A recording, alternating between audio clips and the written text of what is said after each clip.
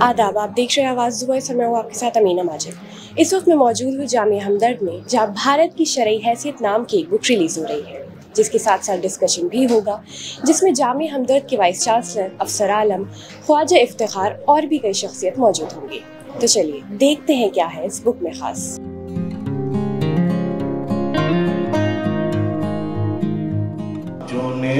खुदा ने पसंदी दनाम उनके लिए।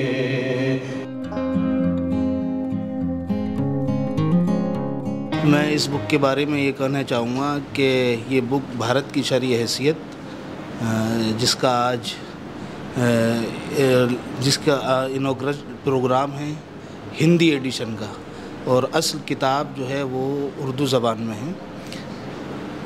मैंने इस किताब के अंदर जिन चीज़ों को या जिन मबाहिस को शामिल किया है वो हिंदुस्तान की धरोहर और हिंदुस्तान की गंगा जमनी तहज़ीब की को फोकस करती हैं और उनको फ़रोग़ देने की ये किताब बात करती है।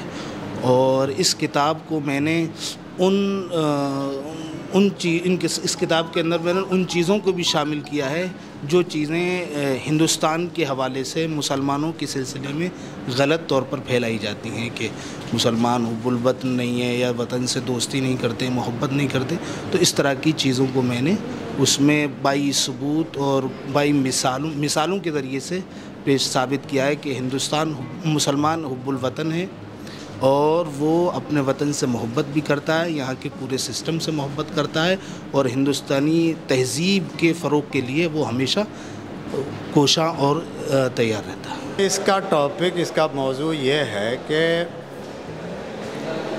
हिंदुस्तान जो है, इंडिया, वो इस्लामिक पॉइंट ऑफ व्यू से किस कैटेगरी में आता है। हमारे मिडिवल एज में इस तरह की डिबेट थी कि दुनिया जो है वो कई पार्ट में बटी हुई है। कुछ तो दारुल इस्लाम है जहाँ पीस है, जहाँ कोई मसला नहीं है, कोई इशू नहीं है। कुछ इस तरह की कंट्रीज़ हैं या कुछ इस तरह के पार्ट्स हैं वर्ल्ड में जहाँ हमारा कोई पीस एग्रीमेंट नहीं है और वो एक तरह से हाउस ऑफ वॉर है, यानी उसके साथ हमारी वॉर हो सकती है, जंग हो सकती है, क्योंकि वो एक एनिमी कंट्री है। ये जो डिबेट थी असल में ये पूरी डिबेट थी मिडिवल एज की। अब मौजूदा दौर में तो ऐसा कुछ भी नहीं है। अब तो सारे के सारे ही हाउस ऑफ पीस हैं, या पूरी दुनिया जो है अब कहीं हाउस ऑफ वॉर नहीं है। लेकिन चूँकि ये एक डिबेट रही है बहुत पहले, तो ये किताब उसी इस पे लिखी गई है कि लोगों की क्या अप्रोच रही है, क्या पॉइंट ऑफ व्यूज़ रहे हैं, और ये बताने कोशिश की गई है कि इंडिया जो है वो एक पीसफुल कंट्री है। वहाँ जो है उसके साथ कोई वॉर या जंग का, कोई मुस्लिम कंट्री कोई वॉर करे या कोई करे, ऐसा अब करना ऐसा बिल्कुल जायज़ नहीं है। ये तो इस तरह से दिखाया गया कि ये एक हाउस ऑफ पीस है। इस्लाम के लिए यहाँ कोई मसला नहीं है, कोई इशू नहीं है। लोग यानी जो रिचुअल्स हैं, जो इस्लामिक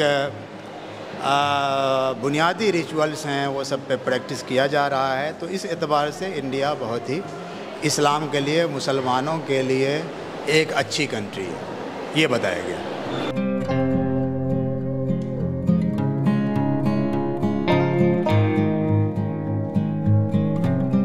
देखिए, किताब पहले हमने उर्दू में खुसरो फाउंडेशन ने शाये की थी, हिंदुस्तान की शरई हैसियत। अब ये इसका हिंदी अनुवाद है जो आज रिलीज़ हुई, भारत की शरई हैसियत।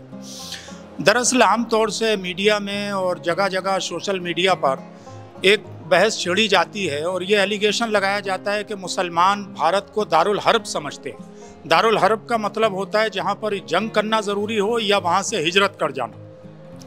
तो एक फतवा अंग्रेज़ों के ज़माने में, जो अंग्रेज़ों के जुल्म थे, जिस तरह से वो मुसलमानों पर पाबंदियां लगा रहे थे, जुल्म कर रहे थे, तो एक फतवा उस ज़माने का कोट किया जाता है कि उस वक्त एक स्कॉलर ने कहा अंग्रेज़ों के ज़माने में सिर्फ कि ये दारुल हर्ब है।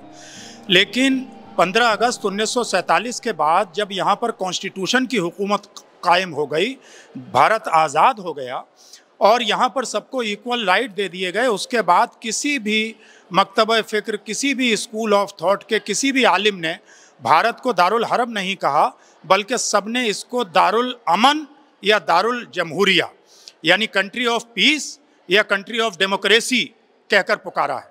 तो इसी बहस को इस किताब के ज़रिए स्कॉलर्स तक पहुंचाया गया है कि अब कोई भी सोशल मीडिया पर या किसी तरह भी अगर दारुल हरब का जिक्र करता है तो हम उसे डिनाउंस कर सकें कि कोई भी आलिम, कोई भी स्कॉलर 1947 के बाद भारत को दारुल हरब नहीं मानता है। और उससे पहले भी सिर्फ अंग्रेज़ों के साथ जब कन्फ्रंटेशन था, उस वक्त जब अंग्रेज़ों के ख़िलाफ़ 1857 के बाद जिहाद का फतवा दिया गया था, उस वक्त एक स्कॉलर से ऐसा फतवा मंसूब है कि उन्होंने कहा था उनके जुल्म की वजह से कि यह दारुल हर्ब है, यानी अंग्रेज़ों से जंग करना चाहिए, जिहाद करना चाहिए, या वो ना कर सकें तो जो लोग उनको हिजरत करना चाहिए। तो अब यूनानिमसली तमामी स्कूल ऑफ थॉट का ये मानना है और इसलिए खुसरो फाउंडेशन ने इस किताब को रिलीज़ किया है ताकि जिस तरह हमने जिहाद पे किताब रिलीज़ की, तफ़हीम जिहाद, ग़ज़वा की अंडरस्टैंडिंग पे ग़ज़वा हिंद की हकीकत रिलीज़ की ताकि सच्चाई लोगों के सामने लाएं, इसी तरह ये जो भारत की शरई हैसियत है इसके ज़रिए से ये लोगों को पता लगेगा कि भारतीय मुसलमान या इस्लाम की रोशनी में भारत को क्या समझते हैं। तो इस्लाम की रोशनी में भारत दारुल अमन है, कंट्री ऑफ पीस है और कंट्री ऑफ डेमोक्रेसी।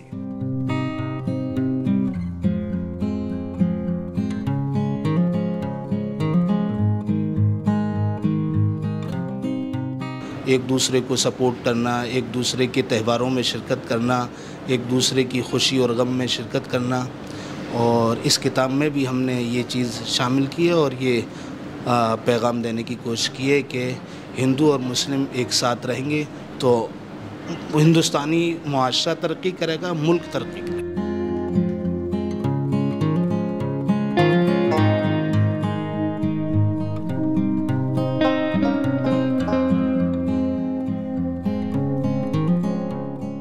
तो जहाँ तक हिंदू मुस्लिम एकता की बात है, ये तो इस्लाम का जो बुनियादी जो बेसिक एक अप्रोच है, जो ह्यूमनिज़म वाली और दूसरे जो फेथ और रिलीजन्स हैं उनके साथ भेदभाव के बजाय अच्छी रिलेशनशिप बनाने वाली, इसकी बहुत ज़्यादा टीचिंग कुरान में और जो प्रोफेटिक ट्रेडिशन है उसमें आई हैं।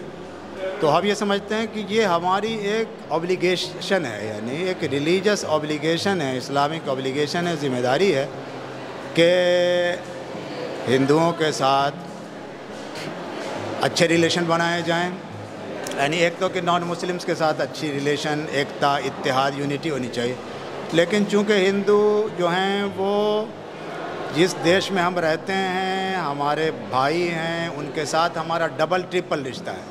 वो हमारे नेबर हैं, हमारे को कंट्री मैन हैं, तो उनके साथ जो हमारा ताल्लुक़, हमारा जो है वो और दूसरों के मुकाबले में बहुत ज़्यादा बढ़ जाता है। तो हम ये समझते हैं कि ये इस वक्त की बहुत ज़्यादा ज़रूरत है कि हिंदू मुस्लिम एकता को प्रमोट किया जाए, बढ़ाई जाए, कुछ मिसकंसेप्शन, मिसअंडरस्टैंडिंग है उसको ख़त्म किया जाए ताकि दोस्त एक दूसरे से क्लोजनेस पैदा हो और एक यूनिटी पैदा हो जो हमारे एक भारतवर्ष के लिए, इंडिया के लिए प्रेजेंट में भी और फ्यूचर में भी वो उसके प्रॉस्पेरिटी के लिए और प्रोग्रेस के बुनियाद बन सके।